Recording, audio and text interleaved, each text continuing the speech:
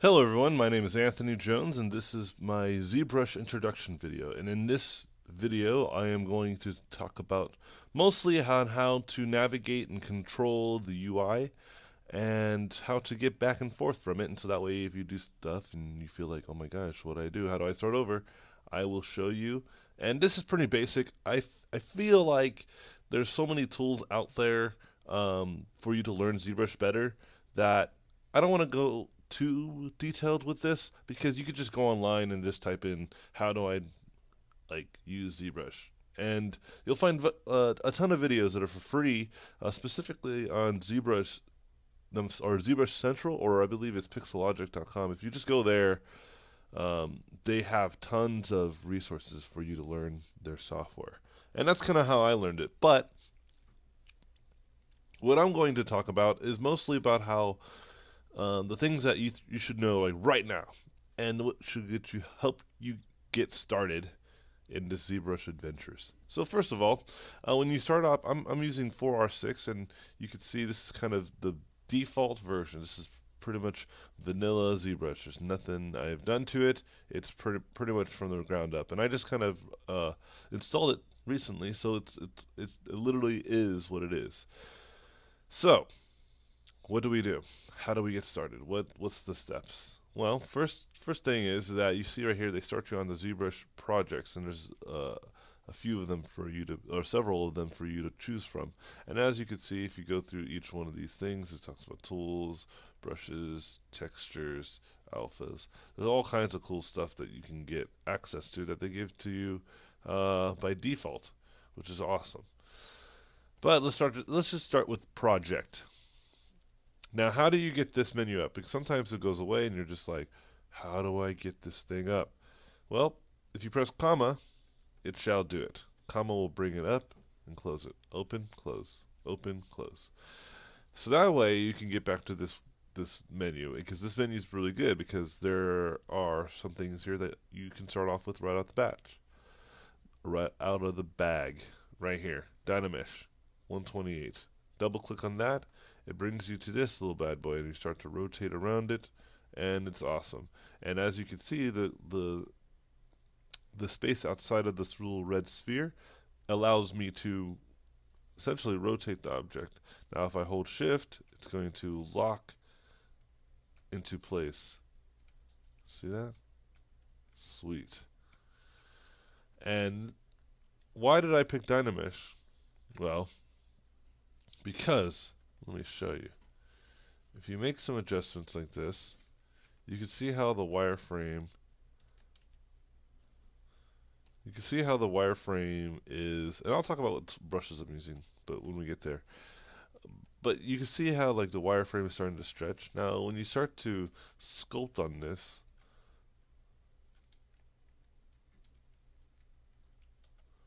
you can see how that's kind of gross, and because the way that ZBrush works is uh, it pushes points around, and if the points are further apart and you want them to be closer together, or at least appeared that way, right?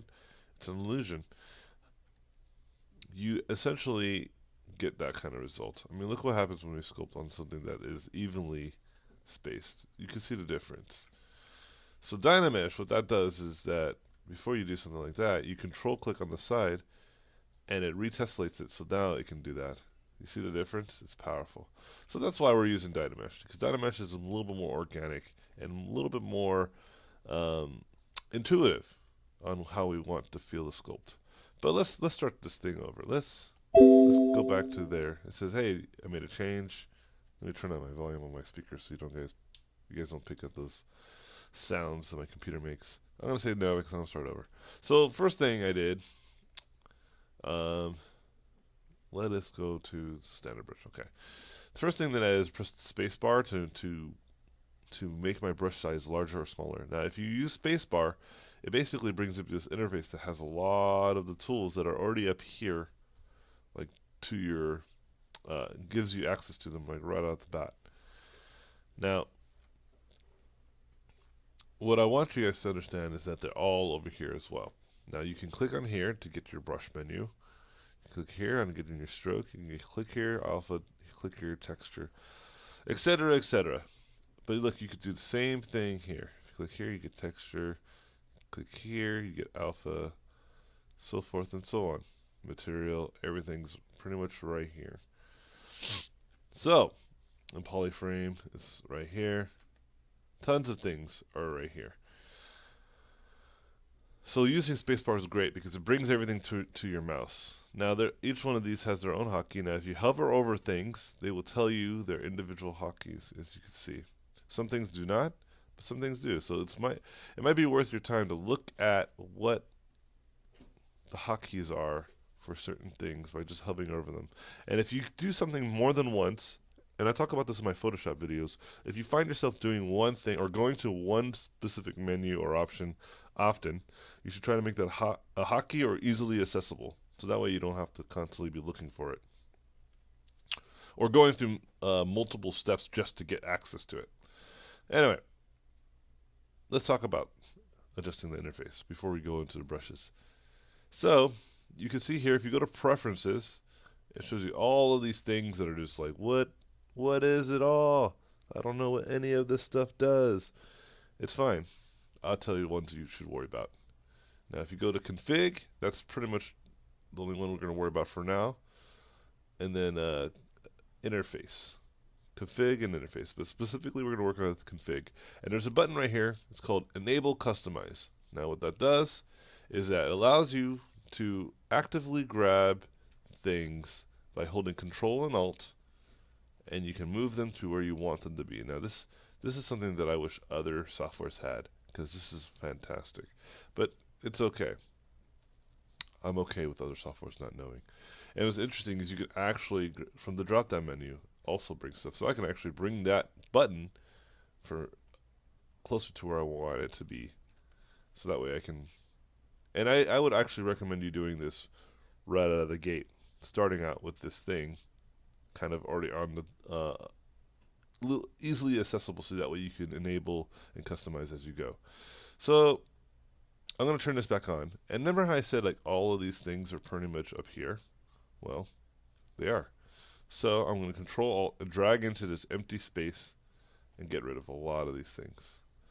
Now, why? Because they're already on my spacebar, and I want to make room for things that I actually do want up here. Now, the rotate, scale, move, draw, edit, all of those things I actually keep there. And the reason why I keep them there is so that I can see if I have accidentally put something, or if I'm in a certain mode and I can't tell which mode. This gives me a good cue. So it's more of a reminders versus versus more than anything. So that way I don't have to open up the spacebar to check. I can just look up there. And now I'm going to move this over there. So let's just start to make things a little bit more interesting. We'll just bring... There's like a weird sense of spacing between some things, so I usually put it on the very top end. See how like it's a little bit higher or a little bit lower? So I always go for the higher one. Same thing with this stuff. Just a little bit higher.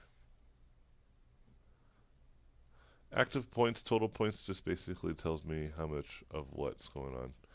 Now, there are some things that I don't get that are over here that I actually do like to see, which is the floor. I'll just put this like right here. It doesn't matter. The frame is good, but let's double check to see if it's here. So it's really just scroll, rotate, move, and scale. Scroll allows me to do that. And we hit frame. Let's put this back where it belongs. So you can see frame, move, all this stuff, and scale. Let's get rid of that, rotate, get rid of that, move, get rid of that, scale, get rid of that. Now polyframe is already here. That's important, but I already have it. Now activate opacity, that's something that I want to have an option for. Frame, I want to have an option for that. perspective. We'll put next to the floor. And what this does is just get you the actual spacing of stuff, but we can just put this over here. Yeah, I don't think I need that. The actual is more important to me.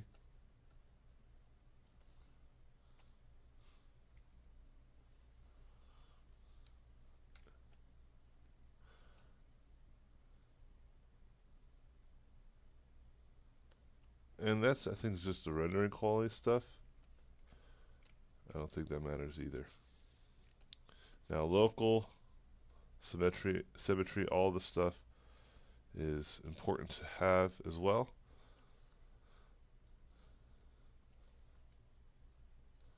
But you can see how I can just put this stuff here. And it's starting to really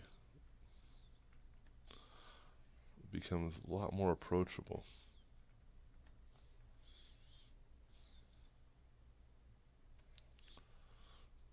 Oops.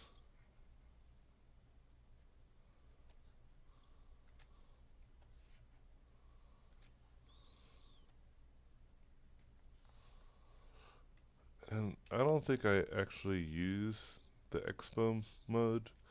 So, and ghost transparency I do use.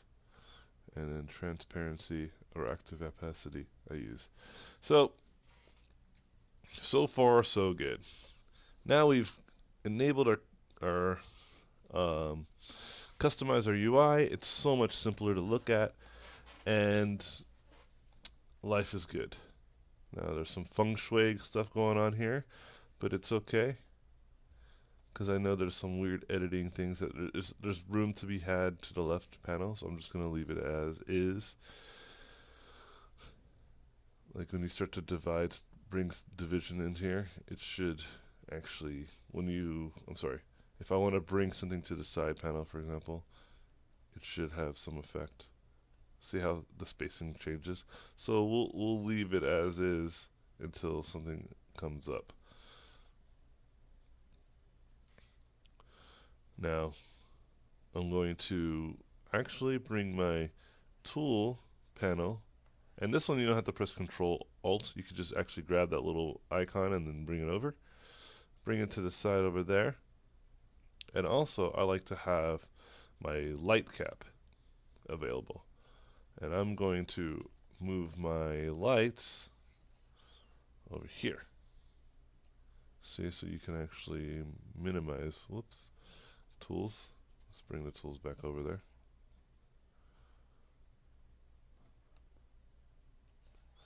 There you go. So you can actually minimize these and have more space, but if you don't want to, you can always bring it back. And it's great. Everything's to your left. It's all up to you. Now for me, I think it might be nice and neat to have everything on the right pane, just because I am right-handed, so it makes sense to have most things on the right side. Now, what I'm going to do is talk about how to make shortcuts for your brushes. Okay? So, you go to the brushes, you can see it has like a huge icon. It's great and all. And there's all these little icons over here, which are also great. But what I want to do is press B for brushes and actually make hotkeys for these individual things. Now, if I press Control Alt and click on a brush, if you look at the very top where the drop down menu is, let me just show you. See where it says hotkey note operation canceled? Look up there. Now if I press Control Alt and click, now you can see it says press any key combination to assign custom hotkey, or press Escape or mouse button to cancel, or press Delete key to remove previous custom assignment. That's all this is saying is, you can make a hotkey if there's already a hotkey attached, you can replace it, etc., etc. So if I move away, it's going to turn off. See how it says note operation cancel? That's what happened before. So I'm going to do that and press 1. It says, hey, custom hotkey assigned successfully. So what does that mean? If I press 1, I should be in the move tool. But let's test this out. Let's change it to, let's actually press the wrong button. Let's get a regular brush. Let us go inflate. Okay. So if I look right here, it says inflate, which is cool, because that's what I did. Now if I press 1, it should change it to move, as it did.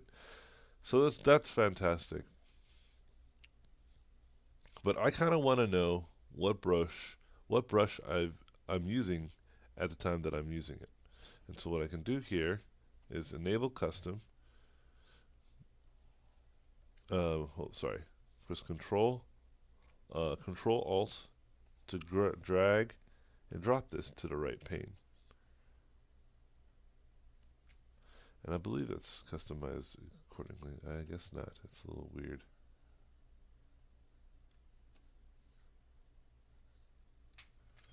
Let's see what happens.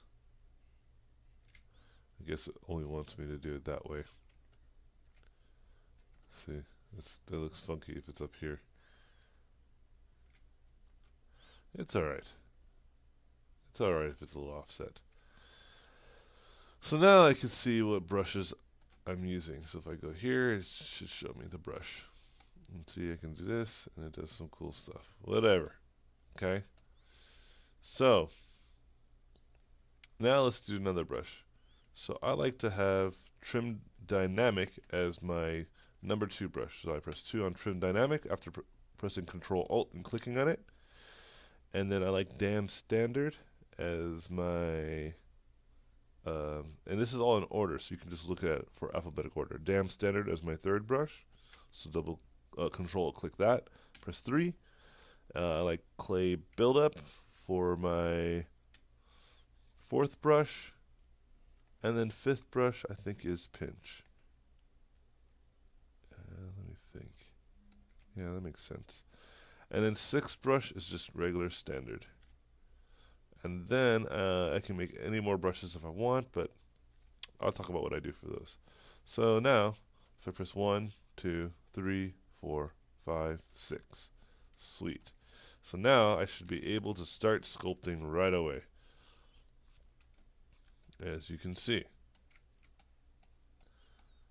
Fantastic.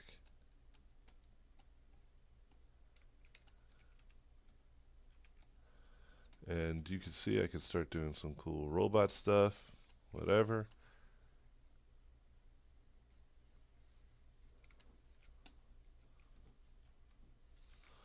And then use pinch to sharpen those creases.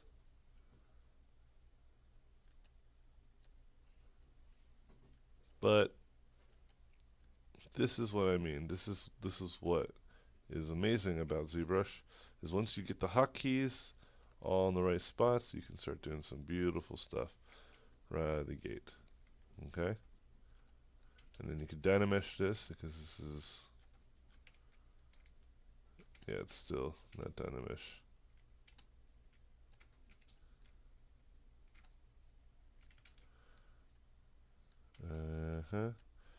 Actually, I don't know why it's not Dynameshing. Maybe I messed something up. But it's all good, because I can start over. We'll go to a proper Dynamesh.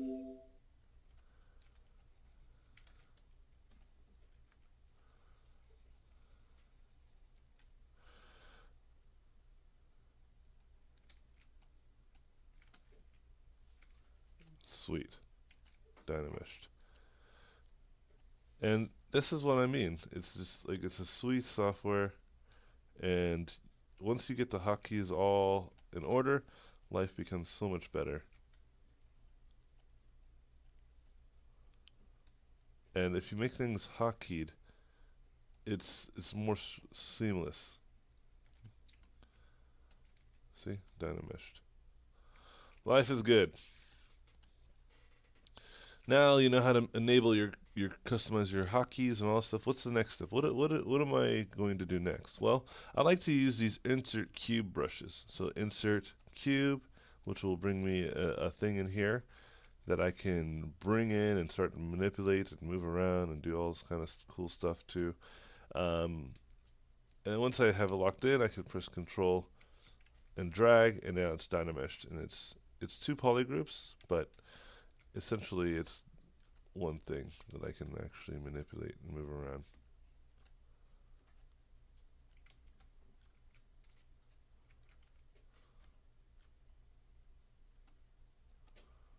And then I can Dynamesh that. Sweet. Okay, and so why did I? But what's? But I have to keep doing here. Why don't I make a hotkey? Well, first I'm going to keep pressing on the things that I like to do. I like to use insert cylinders, insert sphere. You know, those are very good. Move topological. And I can go in. I'm going to go into this in the second part of the video about how I use these different brushes. Um, inflate. What else is a crazy? Insert H ring. All right. So insert this. These are great too. There's a lot of proprietary stuff that's already built into ZBrush that you can use. But I'll let you guys be the judge of those. What tools are useful to you. But now that we have that, we can see all the stuff that I clicked on is now over here. Now this is very unique for this specific occasion that I pressed this. When you restart ZBrush, you will lose all this information. So it's good to do it right now when you're in the enabling mood. Now, I don't like that the buttons are wide. So if you go back to preferences, and remember I talked about how that you would go to interface? Now if you go to UI, there's a button that says wide buttons. Click that, problem solved. Now if we go back to brushes, check it out. All these are on a more skewed, smaller size thing, which is cool. And now we just enable customize. We just go over here. And for this instance, I'm just going to actually take this brush window. Yeah, this will look better. I'm going to bring this brush window and put it to the side, and then minimize this so that way, this actually helps me see it better. So then I'm going to grab all this kind of great stuff right here. Like, let's start with insert sphere. That's a very specifically useful one. And Control Alt drag that, and I can because I've enabled custom on. Oops, you got to be careful about where you drag that stuff. Okay, and then insert cylinder, insert cube. Whoops, let's try it again. Insert cube, insert HR ring, and then move topological. Have better aim than I do, and inflate. And then there's plenty of more too. There's one that I really like, H polish. So let's do that. I'm looking at this and I've seen that this is not perfect. Okay, and then move topological, move elastic is a good one, but snake hook is a better one. And see, as I select that brush, I can have option to grab it and move it over. Now that's one type of brush. Now if you go back here, you can see how there's alpha, dots, texture, whatever, but there's actually a set of brushes that I like to use, which are these types of brushes, the Control Shift brushes. Now I'm going to grab just one of them. It doesn't matter whatever selection kind of one I want. I just want to grab one, and I'm going to pick, just so we can start out of the gate, Trim Lasso. I'm going to click on that, and I'm going to drag that over, and I'm going to give some space between that and those. Why? Because this is a whole different set of stuff that I can do. Now if I hold Control Shift, I can do this crazy nonsense, right? So I want to click on this, and I want to hold Control Shift and click on this, and see how I said this is a whole other subset of brushes. These do kind of other kinds of things. So what I'm going to do is going to do the clip curve and the slice curve, and that's really it. I guess we could do one more since we're.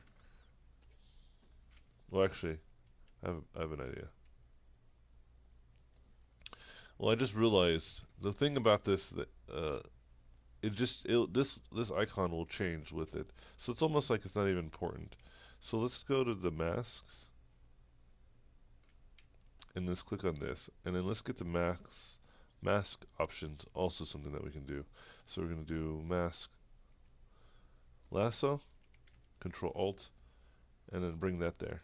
And I think the same thing happens with this if you just go to mask pen. Yes. So never mind. I was going to make this upset. I actually use my friend's interface, so I didn't really kind of understand what was going on here, but now I do. So these basically are acting as if they are doing what this does, is active change of the brush as you change them. But you can see here that these will always stay the same. See now none of them are selected, but when I select one, it's just going to show. But this is just for me to know which brush I have selected and keep my interface pretty simple. All right, so let's close that. And that's pretty much it, guys. That's all you really need to get started. Now, there's some things that you might want, which is to unmirror stuff. Now, Dynamesh, the document that we started with, will default mirror things. And that's nice to know. But all you need to do is press X. And if you want to be able to adjust the symmetry or which symmetries you got, there is this little sub option right here in transform, which will give you that option. And so if you like that, you can bring this over here. And so now you can have that as one of your things that you can use right away. A quicker drop down menu for you to get access to immediately. Okay? So with all that being said, I'm going to stop this video. Oh, actually, I'm so sorry. I forget the most important thing. The most important thing, which is store config.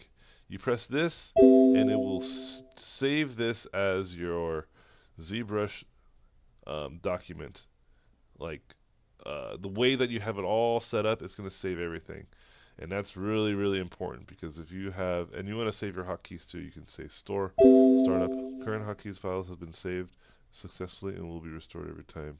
Yep. So now those are saved. My hotkeys are saved and my interface is saved. So you want to do that. And what's cool is that you can actually save the UI out, which I'll do right now for you guys. I'm going to type in AJ ZBrush UI. And then I'm going to go to hotkeys and save my hotkeys as well. AJ hotkeys, ZBrush hotkeys, hotkeys. Bam. All right. So now those are all saved and life is good, and you can now use the interface that I have set up and make your own interface. You could take what I've got. I'll leave the enable customize there for you, so you can customize it as you go. But this is what you are going to deal with, and it's great.